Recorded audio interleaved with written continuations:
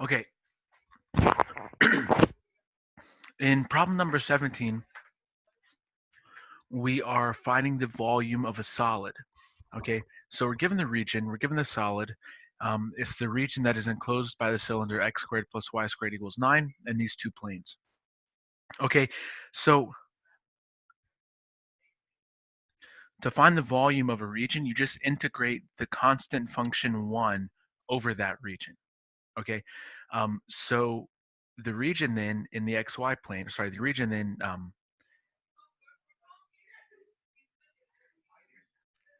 so the cylinder, if you look at what the cylinder is in the xy plane, it's just going to be a circle of radius 3 in the xy plane. So it's the volume that's enclosed by the cylinder, and we don't want the whole cylinder because obviously that volume would be infinite, but we want to cut it at z equals 2 and the plane y plus z is equal to 12. Now, one thing in principle that we should try to figure out here is which plane is on top. In other words, in this part where x squared plus y squared equals 9, do we know that z equals 2 is on bottom, or do we know that z equals 12 minus y is on bottom? Now, I'll let y'all think about it, but in this region, the z equals 2 plane is going to be the one that's on the bottom. But even if it's not, I'm only like 90% sure that's right. Even if it's not, your answer is just going to be off by a factor of minus 1. So if you get these two bounds backwards, your answer is just going to be negative of what the volume actually is. And so the indication that you have the wrong answer is that you have a negative number. Okay, so if you look at what this region is in the xy plane, this is just going to be a circle of radius 3 in the xy plane. Okay, typical. And the z values are going to go from z equals 2 to z equals 12 minus y. So the z values are going to go from z equals 2 to z equals 12 minus y. So all I'm doing is just solving this for z.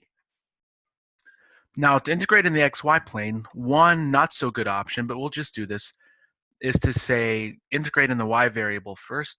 And if we integrate in the y variable first, this means that we're going to be integrating, I'll just leave the blue color because I don't feel like changing. It means we're going to be integrating from y is equal to minus the square root of 9 minus x squared, that's a minus sign, 9 minus x squared to the square root of 9 minus x squared, and then x values are going to go from here to here. That's minus 3 to 3.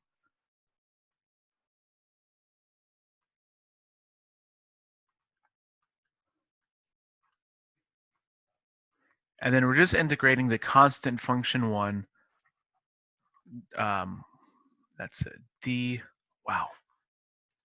I am really bad at drawing on this sometimes, or all the time. dz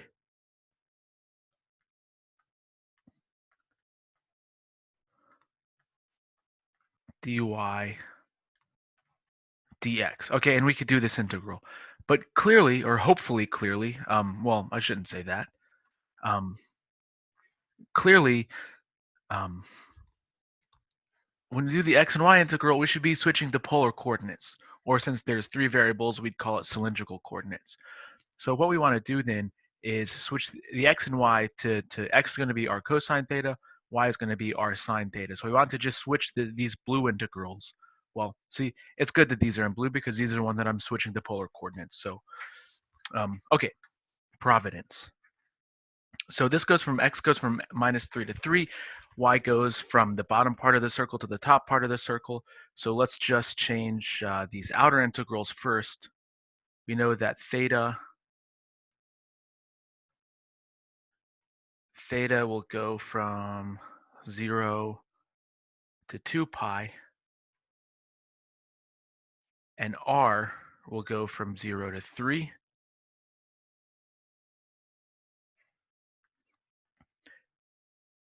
Now we just need to get the z variables, the z limits in terms of the cosine stuff. So this is going to be z equals 2, and by cosine stuff I mean the polar coordinate stuff. This is going to be z is equal to 2 to z is equal to 12 minus r sine theta. And now, don't forget, whenever you switch to polar coordinates or cylindrical coordinates, you always have to have the r dz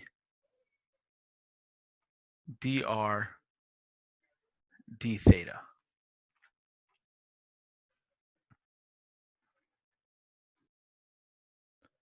And we're still just integrating the constant function 1.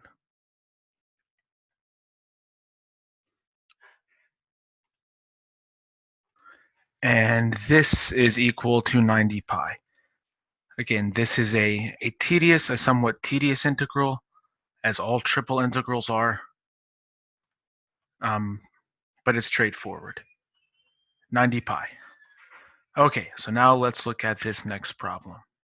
So we want to find the volume of the solids that are enclosed by these parabolas.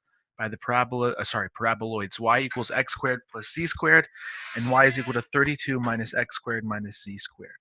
Okay, now the paraboloid y equals x squared, its vertex is at the origin, and it is opening along the y-axis.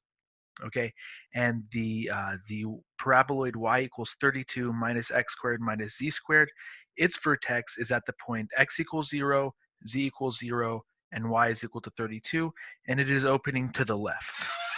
Okay, so if we take this shape and we project, so this tells us that we want the y limits to go from y is equal to x squared plus y squared to y is equal to 32 minus x squared minus z squared. Like I said, go to Wolfram Alpha and go to GeoGebra and plot this if you have trouble understanding what I'm saying here. Okay, but now this says for a fixed value of x and z, y is going to go from x squared plus z squared to 32 minus x squared minus z squared. So this means that we need to see what this region is going to look like when we project it onto the xz plane. So if this is x and this is z, so we want to project this shape onto the xz plane. Okay, these are both bowl-shaped regions. So when we project it onto the xz plane, we know we're going to have a circle in the xz plane. And like I said, graph this if you don't understand that, or plot this on GeoGebra if you don't understand it. The thing that we have to figure out is, what is the radius of this circle going to be? We know it's going to be centered at the origin. What is the radius? Well, the radius is just going to be the biggest part of this shape. So there's going to be, like I said, these are going to be two bowls that are like put together. The vertex of one is at y equals 0, and the origin, and the vertex of the other is at x equals 0, z equals 0, and y is equal to 32.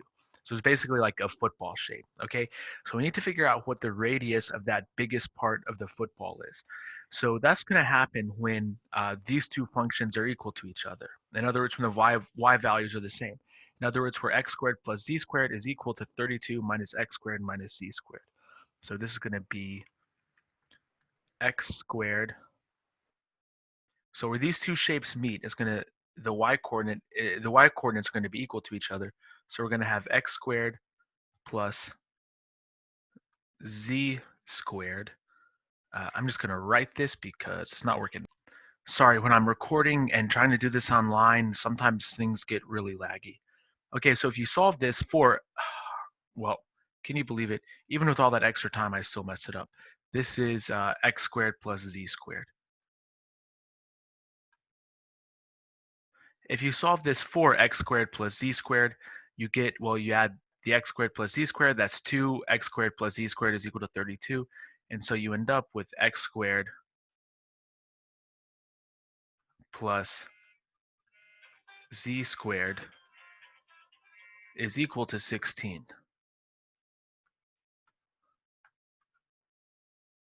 Okay, so in other words, it's going to be a circle of radius 4 in the xz plane. So let me come and draw that over here. Okay, now the y values are going to go from, like I said, from x squared plus z squared to 32 minus x squared minus z squared. And all of so for a fixed value of x and z, y is going to go from x squared plus z squared to 32 minus x squared minus z squared. And then we're going to look at all of the x and y values in this plane, in this disk right here. So now we're going to go on ahead and just switch before we even write this integral in Cartesian coordinates, we're going to switch to polar coordinates. And we're going to say that r, or cylindrical coordinates if you want to call it that, since this is 3 dimensions. So x will be r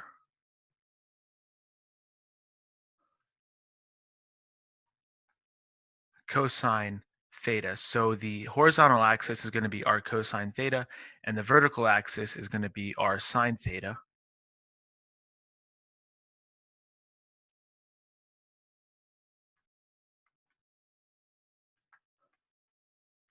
Okay, so now the y integral is going to go from x squared plus y squared, or sorry, x squared plus z squared, but x squared plus z squared is just r squared, and it's going to go up to 32 minus x squared minus z squared. That's just 32 minus r squared. Okay, and now the r and theta integrals, well, r will go from 0 to 4, and theta will go from 0 to 2 pi. So this is going to be r equals 0 to 4, theta equals 0 to 2 pi.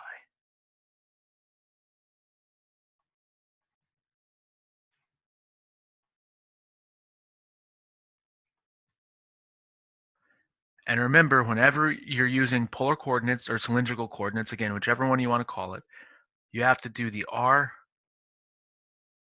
dy, that's the one that stays the same, and then dr d theta. Okay, so in cylindrical coordinates, there's going to be a dr, a d theta, and a d, one of the other variables. In polar coordinates, that's just a two-dimensional thing, so it's just going to be a dr and d theta. And again, we are integrating the constant function 1 because we want to know what the volume is. Okay. And this is just equal to 256 pi. Again, a straightforward but tedious integral, or tedious but straightforward integral. All right.